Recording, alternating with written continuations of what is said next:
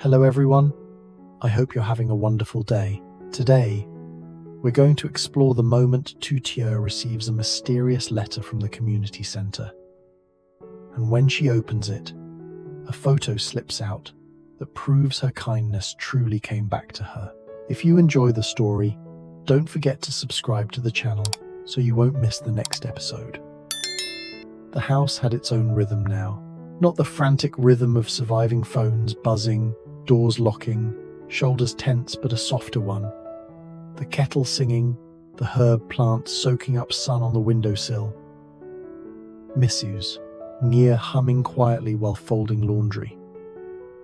Tu Tieu still had anxious moments. She still checked the window sometimes.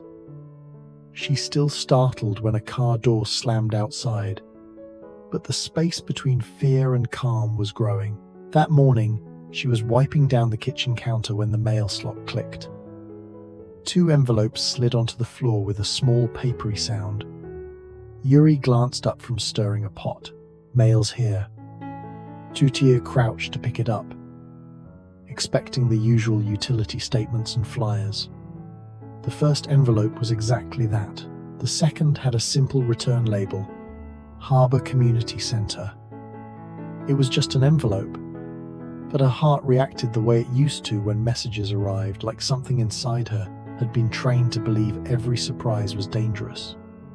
Uri noticed the stillness in her posture. "Hey," he said gently. "What is it?" Tu Tieu held the envelope with both hands. The handwriting on the front looked familiar. Neat, careful, like someone had taken their time. "I think," she said slowly, "it's for me, Mrs." Nia entered the kitchen with a basket of folded dish towels. She saw the envelope and didn't ask 100 questions. She simply came closer and rested a hand lightly on Tu Tieu's shoulder. "Open it, dear," Mrs. Nia said, voice warm. "Good news is allowed in this house." Tu Tieu swallowed. Her fingers slid under the flap and lifted it. The paper gave a soft resistance, then released. Something smooth and heavier than paper shifted inside. A photograph slipped out first, landing in her palm. Tu Tieu blinked. It was from the volunteer day. There she was, wearing the apron, standing beside Yuri. Not wide and loud, but genuine, like sunlight breaking through clouds. In the background, blurred but visible, were other volunteers and a line of people waiting for soup proof it had all been real. And on the edge of the photo, captured by accident, was Evelyn, the older woman who'd asked for gloves, smiling with her hands warmed and her shoulders less tense. Tu Tieu's chest tightened with something sweet and surprising. Uri leaned in. Tu Tieu nodded, speechless. Mrs. Nia's eyes softened. "You look happy," she said simply. "I didn't know I looked like that." Yuri's voice was quiet. "That's you. That's who you are when you're not carrying fear." Tu Tieu's eyes stung, not with tears, not today. Just that familiar pressure of feeling something too big for her ribs. She pulled out the letter next and unfolded it carefully. A card fell out along with it, thick paper, handwritten. The kind of thing people used to send more often. Tu Tieu read the letter first. It was from Carol, the coordinator. "Dear Tu Tieu, thank you for showing up. Some people serve with their hands. Some people serve with their hearts. You did both. Evelyn asked me to tell you something," she said. "That young woman's kindness made my week. She also asked if you'd be willing to see her again. Just a simple hello next volunteer day. We've included a small photo from Saturday. Sometimes we forget what we look like when we're doing something good. Please keep it. With gratitude, Carol." Tu Tieu read it twice. Then she stared at the words like they might change. Yuri's hand found hers. "They noticed you." "I didn't do anything big." Mrs. Nia nodded. "That is why it mattered," she said. "Big things are rare. Small kindness happens every day. That's what saves people." On the front was a simple lighthouse illustration, blue and white, calm. She flipped it over and saw handwriting. Not Carol's. Evelyn's. Tu Tieu recognized it immediately, the careful loops of an older hand. The kind of writing that came from years of letters, grocery lists, birthday cards, and quiet perseverance. The note was short. Dear Tu Tieu, thank you for the gloves and the smile. I was cold that day outside and inside. You warmed both. I don't have much family nearby, but I still believe God puts the right people in our path. If you come again, I'd like to say hello properly. I'll bring cookies. Love, Evelyn Tu Tieu pressed the card lightly against her palm as if she could feel the warmth through it. Yuri let out a soft laugh. Cookies? That's serious. Missies, Nia smiled. That's the language of friendship. Tu Tieu looked up, confused and touched. Why would she call me love? Nia's answer was gentle, certain, because she felt loved. Tu Tieu sat down at the table, the photo and letter spread in front of her like evidence. For years, she'd received messages that demanded something from her answers. Explanations, apologies, compliance. This message asked for nothing. It simply returned kindness like a boomerang that had finally found its way home. Yuri set a mug of tea beside her. What are you thinking? I'm thinking, she said slowly. It's strange how afraid I was to go there. And now, it's like a door opened. Missus, Nia folded a towel and placed it neatly in the basket. Community is a door, she said. You just have to walk through it once. Tu Tieu glanced at Yuri. Do you think I should go again? Yuri's eyes warmed. Only if you want to, Missus, Nia added. You don't have to earn your place there. They already welcomed you. Tu Tieu looked back down at the photo. Her smile looked like a person who belonged somewhere. I want to, Tu Tieu said, voice gaining strength. I want to go again. Yuri's smile was immediate. Then we go. Missus. Nia's expression softened into something quietly proud. Good, she said. Now we answer the letter. Tu Tieu blinked. We do? Nia slid a stack of blank cards from a kitchen drawer, as if she'd been waiting for this moment. Of course, she said. When someone reaches out a hand, we don't pretend we didn't see it. Tu Tieu stared. You keep cards in the drawer? Missus, Nia shrugged. Some women keep emergency chocolate. I keep stationery. Yuri laughed. That's very on brand. Mrs. Nia handed Tu Tieu a card. Write to Evelyn. Simple, honest. Tu Tieu held the pen, suddenly nervous again, but this time it wasn't fear. It was the vulnerability of being seen. She took a breath and began. Dear Evelyn, thank you for writing to me. I'm glad the gloves helped. I didn't realize I needed kindness back. Until I got yours. Yes, I'll come again. And yes, cookies sound wonderful. She paused, then added one more line. Carefully. Thank you for making me feel like I belong. She signed her name and stared at it for a moment, as if she'd just stepped into a new version of herself. Not perfect, she said. Just present. Mrs. Nia nodded approvingly. That's the best kind of person to be. That evening, Yuri placed the photo in a simple frame and set it on the shelf near the postcard from the ocean trip. 2 snapshots, one of peace by the water, one of purpose in a community hall. Tu Tieu stood back and looked at them together. The images didn't feel like separate stories. They felt like a path, and for the first time in a long time, Tu Tieu looked at her own life and didn't only see what she had survived, she saw what she was becoming.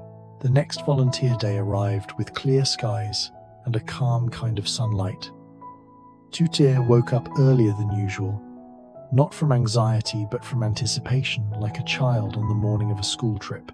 She stood by the mirror and adjusted her sweater, then paused to touch the frame on the shelf where the volunteer photo sat. Her own smile looked back at her, steady and real. Yuri appeared behind her with car keys in hand. "Ready?" "I think so." Mrs. Nia emerged from the hallway with her cardigan, her tote bag, and the same quietly confident energy as always. "Let's go," she said, like community was simply part of living. On the drive, Yuri kept the music low. Tu Tieu watched the neighborhoods past porches, lawns, small shops, and noticed how different everything felt when she wasn't scanning for danger. Yuri glanced at her. "How's your stomach?" Tu Tieu gave a small smile, still fluttering. Mrs. Nia, from the back seat, said softly, "That's your heart waking up." When they arrived, the community center looked the same banner by the door. Warm light inside, but Tu Tieu felt different entering it. This time, she didn't hesitate on the threshold. Carol spotted them and waved. "Welcome back," Tu Tieu smiled automatically. "Hi." Carol handed them aprons. "Evelyn's here," she said, leaning in slightly. "She's been asking when you'd arrive." Tu Tieu's chest tightened. "She has?" Carol laughed. "Oh yes, she's been telling everyone about the nice young woman with the gloves." Tu Tieu whispered back, half amused, half embarrassed. "Please don't." They began with care kits again, but Tu Tieu's hands moved more confidently now. She slid socks into bags, stacked granola bars neatly, tucked toothbrushes beside small bottles of water. Nia wrote her kind notes with the calm efficiency of someone who'd been practicing kindness her whole life. Yuri worked beside Tu Tieu, occasionally bumping her elbow gently like a quiet joke. Then Tu Tieu saw Evelyn. She was seated near a side table, holding a cup of coffee with both hands. Her coat looked a little warmer today. Her hair was neatly combed again. When she looked up and spotted Tu Tieu, her face lit with unmistakable joy. "There she is," Evelyn called, not loudly, but with the confidence of someone who belonged in the room. Tu Tieu froze for half a second, then remembered the letter in her pocket, the photo on the shelf, and the fact that she was allowed to be happy. She walked over. Evelyn stood with a little effort and opened her arms in a way that asked permission without words. Evelyn pulled back and held Tu Tieu's hands. "I brought them," she said, eyes twinkling. "Brought what?" Evelyn reached into a tote bag and produced a small plastic container. "Cookies," she said proudly, like she was presenting a trophy. She wasn't kidding. Mrs. Nia appeared beside them, smiling. "Now that," she said, "is a serious welcome. And you must be the mother," she said, offering a hand.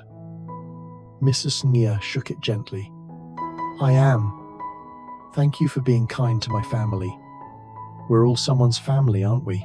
Tu Tieu felt something shift inside her at that simple sentence, like it unlocked a new understanding of belonging.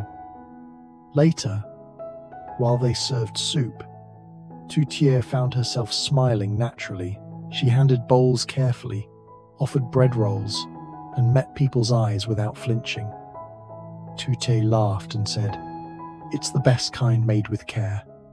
The words came out easily. Uri noticed and leaned in. "Listen to you." Tu Tieu smiled wider.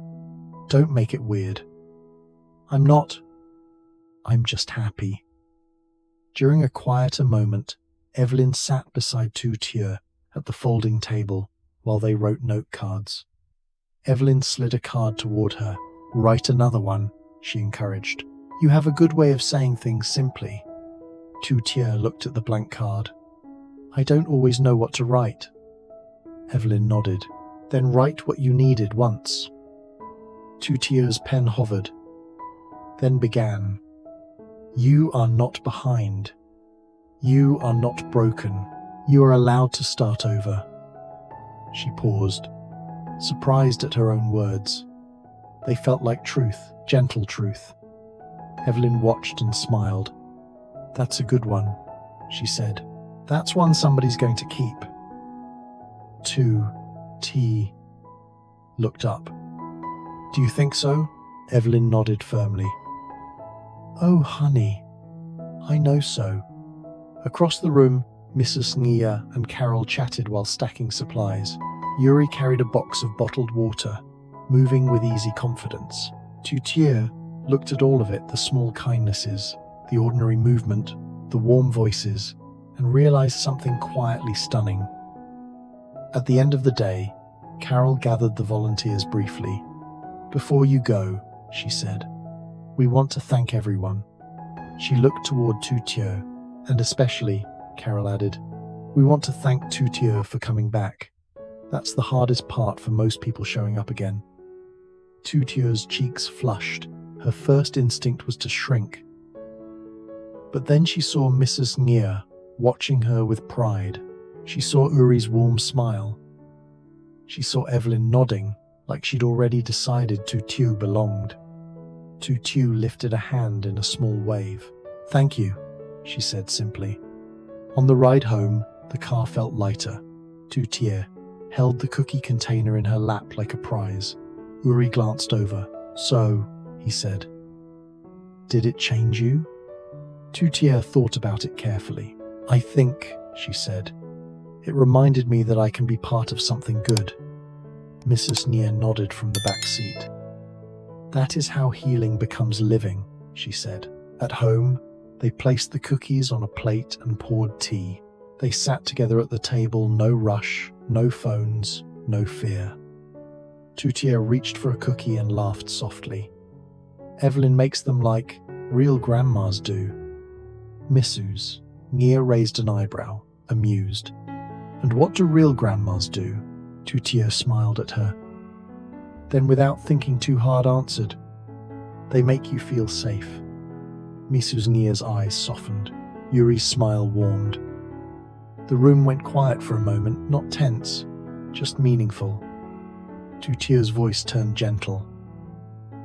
We should invite Evelyn for tea sometime. Mrs. Nia nodded immediately. Yes, she said. That's what community is. You don't just serve it, you bring it home. We're building a life. Tu Tieu looked at the framed volunteer photo on the shelf, then at the ocean postcard beside it, and she realized the truth that had been slowly forming for weeks. Tu Tieu's morning changes when a letter from the Harbour Community Centre arrives in the mail. Nervous at first, she opens it and finds a photo from the volunteer day. Her real smile captured beside Yuri, with the soup line blurred behind them. The letter thanks her for showing up, and a handwritten card from Evelyn reveals how much Tu Tieu's small act giving her warm gloves meant. Nia Tu Tieu writes back and decides to return. At the next volunteer day, Carol warmly welcomes them, and Evelyn greets Tu Tieu like family, even bringing homemade cookies. Tu Tieu serves soup with growing confidence, writes uplifting note cards, and hears public thanks for coming back. On the drive home, she realizes kindness didn't just help strangers, it helped her belong, turning healing into a real, shared life.